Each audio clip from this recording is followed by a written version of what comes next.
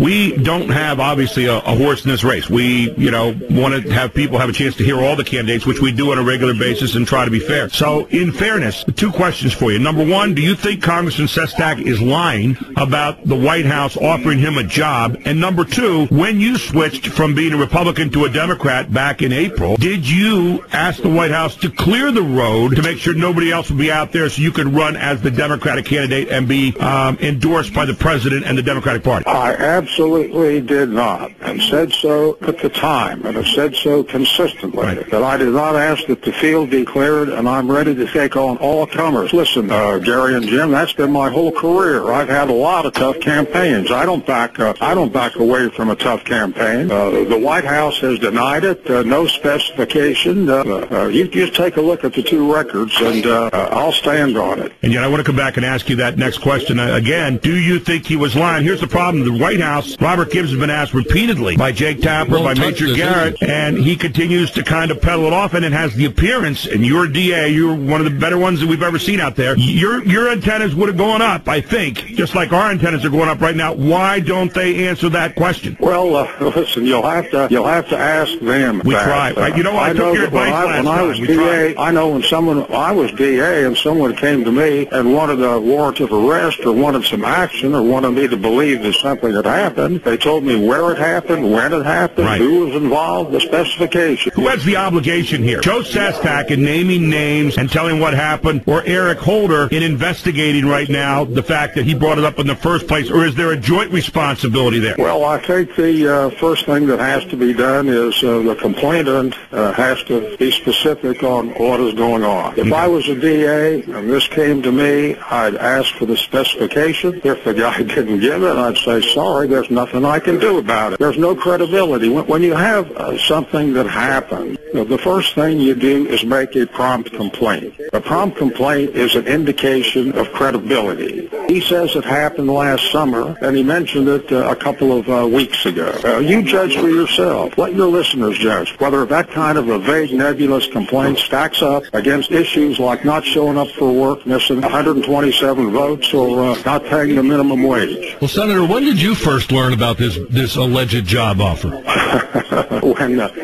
When he was on the Larry King show, and it looked to me like kind of a setup out of the blue months later, and I've been asked about it repeatedly, and glad to comment on it, which I'm doing extensively this morning. We appreciate that. Yeah. Wouldn't Representative Sestak have an obligation to have reported this alleged job offer to the Ethics Committee? Well, I think he would have. That's the point in a prompt way. If something happens and you don't complain about it promptly, it is a very substantial indicator of lack of reliability. And some people have commented, and listen, this is not nearly as important as the other issues I've mentioned. Some people have commented it's a violation of federal law. Of course you have to make a complaint. You have to be specific. We read an article by Hans von Spakovsky. We actually had him on the show today at 7:10, and he points out that in the Justice Department Criminal Division Handbook, they give to all their federal prosecutors, it specifies that prosecutors can use 18 U.S. Code Section 600 to prosecute corrupt public officials who use government-funded jobs or programs to advance a partisan political agenda. We're having a little bit of that going on, as you would know, in Pennsylvania right now with the bonus gate thing. This federal statute makes it unlawful for anyone to directly or indirectly promise any employment, position, compensation, contract, appointment, or other benefit to any person as a consideration, favor, or reward for any political activity or for the support of or opposition to any candidate or political party in connection with any primary election, unquote. That sounds pretty serious to me, that if someone did that and there's a $10,000 fine and up to a year in prison if you are found guilty of that. There are some questions out there by Darrell Issa right now, who's a congressman, that ask about Rahm Emanuel, that ask about the deputy chief of staff, Jim Messina.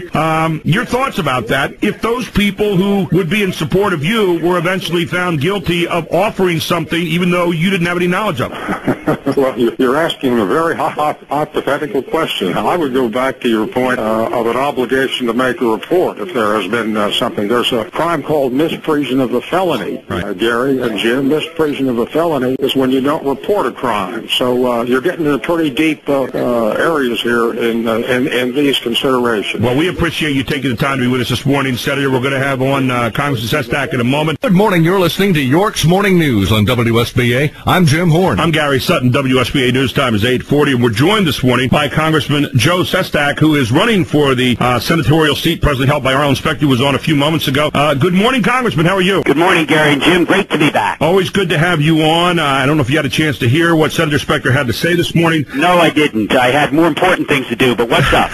Okay. Well, we feel like Godfather 3. We try to go on and do what you said before, is talk about the issues, but this whole controversy about you getting the job offered to you draws us back in. It pulls us back in, as Al Pacino would say. Every day at the White House right now, Jake Tapper, Major Garrett are asking Robert Gibbs about it. It doesn't look real pretty, as Robert Gibbs says, well, I forgot it today, or I don't have it today, or I don't have any more information on that today. Then we get a guy on this morning named Hans von Spakovsky, who was a former member of the Justice Department, who gives us something that the Justice Department members have from their criminal division that says that basically, if there's any public official who offers a government-funded job or program to advance a partisan political agenda, specifically a primary election, they can be fined $10,000 and spend a year in jail. And so, we come back to the idea of what you have said about being offered a job when you were asking the Larry Kane show, and you said, yes, I was, but not having said what it is causing quite a controversy right now and is making it unable for people to move on without, we won't say the elephant in the room, in this case the donkey in the room, trying to talk around that. So we need to come back to that this morning. Basically, Senator Specter, I said, are you calling Joe Sestak a liar? He said, well, you look for yourself. And he said he's, the White House has denied it. We, of course, brought up the idea that what's going on is I just put it out to you every day, and that's looking suspicious. So I guess I want to ask you a question, Larry Kane style. Maybe this is the way to get at this, okay? At any time, did White House Chief of Staff Rahm Emanuel or Deputy Chief of Staff Jim Messina have communications with you about this job? Let me come back to 2 points you said. Go ahead. First was honesty. Yeah. The word liar was used. Mm-hmm. I was asked a direct question. As I'm asking you now. And I answered it honestly. Okay. As heaven forbid, I think a public servant should do. But right. Then I said no further comment, because to your second point, I don't think you're quite right, guys. People are not all caught up in this. People that I care about. Walk outside your radio station and ask the guy who's unemployed,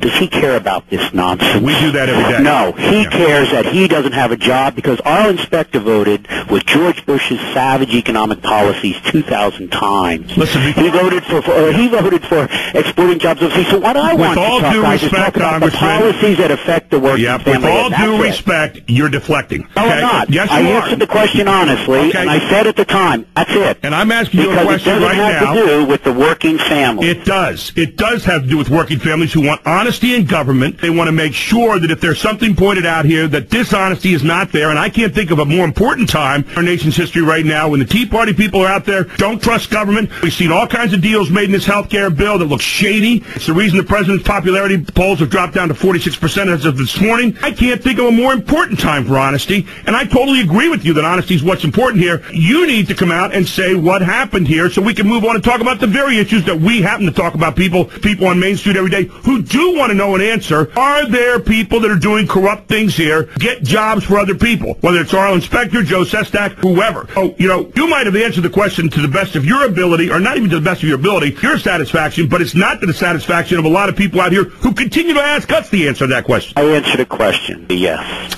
To be honest. Did Rahm Emanuel or Jim Messina have a job with you? I answered a question. Nobody had asked for 7 months. We never put it out there. Well, we never put it out there. So the guy asked me a question, and I answered honestly and said, no one further. And I said, why? It's a crime. And it is a crime. Right here, we read it to you a moment ago. I'll read you the verse. It is a crime to offer you a job. I'm going to end up with only 1 minute of this 10-minute conversation. That's fine. We can do that today. Hey, listen, we can do that today. You know us to be fair. You know us to ask you questions. You know we usually give me half the time.